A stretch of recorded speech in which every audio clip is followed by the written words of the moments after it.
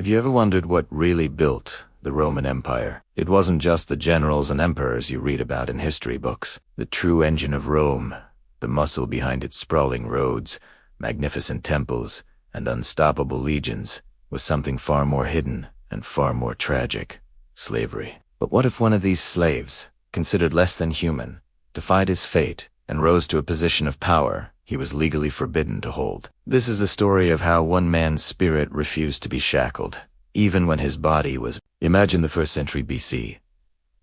Rome is a whirlwind of conquest and expansion. With every new territory conquered, thousands of captives are brought back in chains.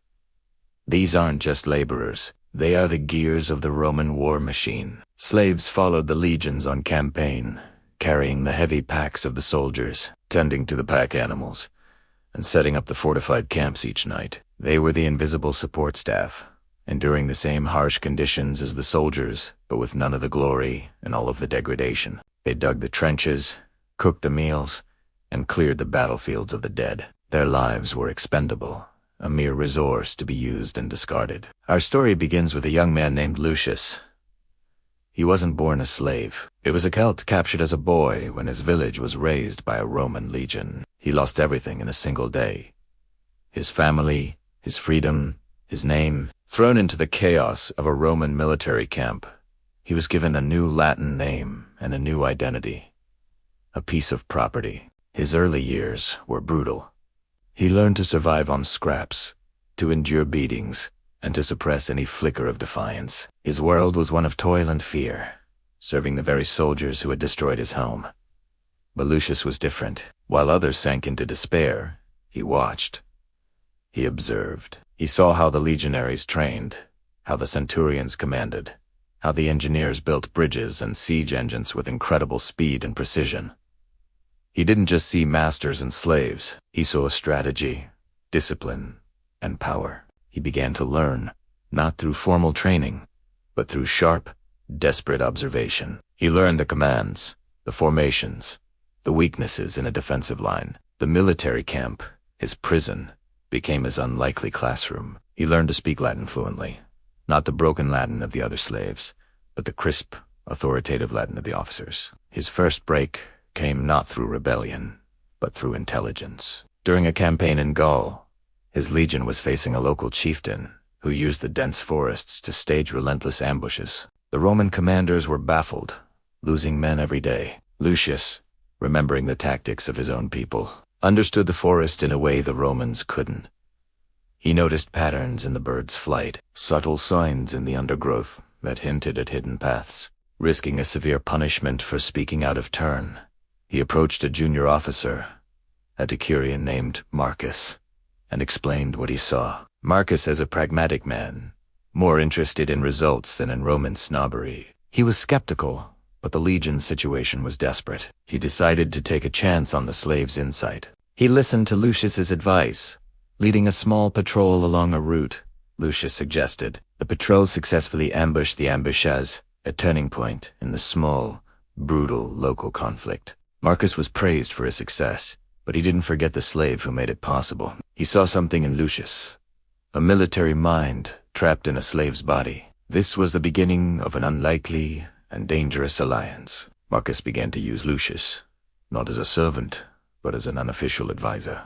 It was completely against Roman law and tradition. A slave was property, incapable of the virtue and honor required of a soldier. If their secret was discovered, Marcus would face disgrace, and Lucius would face a horrific death. In the shadows of the command tent, Lucius would point out weaknesses on campaign maps and suggest tactical maneuvers. He was a ghost, his voice shaping battles he could never officially fight in. Years passed.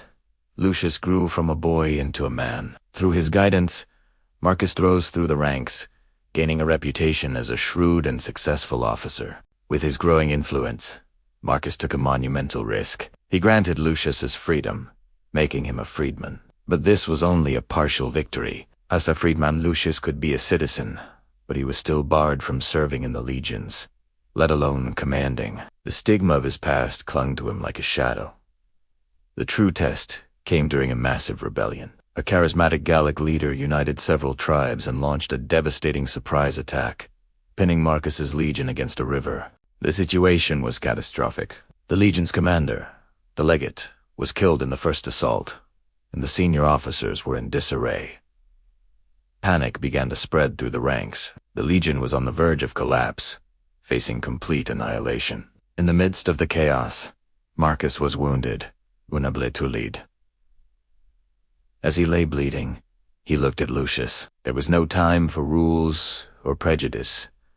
There was only survival. With his dying breath, Marcus handed Lucius his sword and his signet ring. "Lead them," he whispered. "You are more Roman than any of them." It was an act of ultimate trust and ultimate rebellion against the Roman system. Lucius, the former slave, stepped out of the command tent, wearing the insignia of a commander. He faced a sea of terrified, battle-weary Roman soldiers. They saw a freedman, a man who just yesterday was serving them, now claiming authority. There were shouts of protest and disbelief.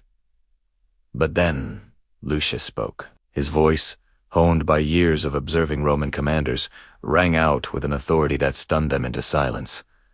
He didn't plead. He commanded. He laid out a clear, desperate, and brilliant plan of defense, using the river to their advantage and exploiting a weakness in the enemy's formation that only he had seen. His words were not just orders. They were a lifeline. The soldiers, staring into the abyss of defeat, saw not a former slave, but a commander, a leader.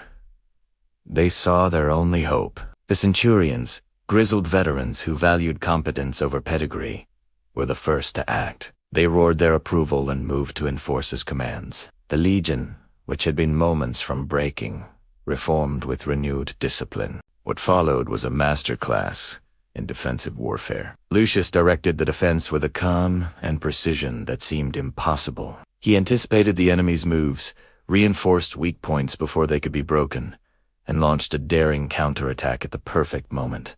By nightfall, the impossible had happened. The vastly outnumbered and surrounded legion had held its ground, repelling the main assault and forcing the enemy to regroup. Lucius had saved the legion, but his victory put him in mortal danger. He had broken one of Rome's most fundamental laws. When reinforcements arrived the next day, the new commanding general was faced with an unprecedented situation. A former slave had illegally taken command and, against all odds, won. Bailo, Lucius should have been executed on the spot as an example, but the surviving soldiers of the legion, from the lowest legionary to the highest-ranking centurion, refused to allow it. They told the story of his bravery, his genius, and how he had saved them all when their own officers had failed. The story spread like wildfire. It was a scandal, but it was also a legend in the making. The general, a powerful politician with connections in Rome, understood the delicacy of the situation. Executing the hero of the hour would cause a mutiny. Instead, he made a calculated political move.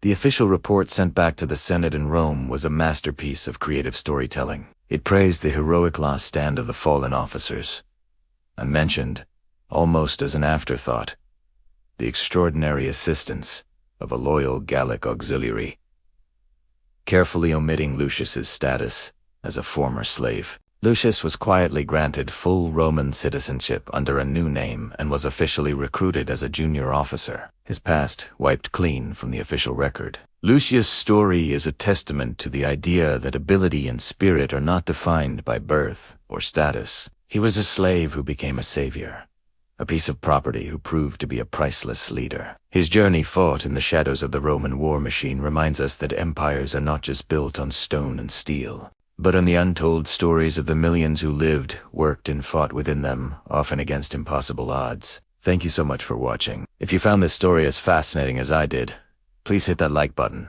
and subscribe for more hidden histories from the ancient world. Let me know in the comments what you think. Could a slave truly rise this high in the Roman army? We'll see you in the next video.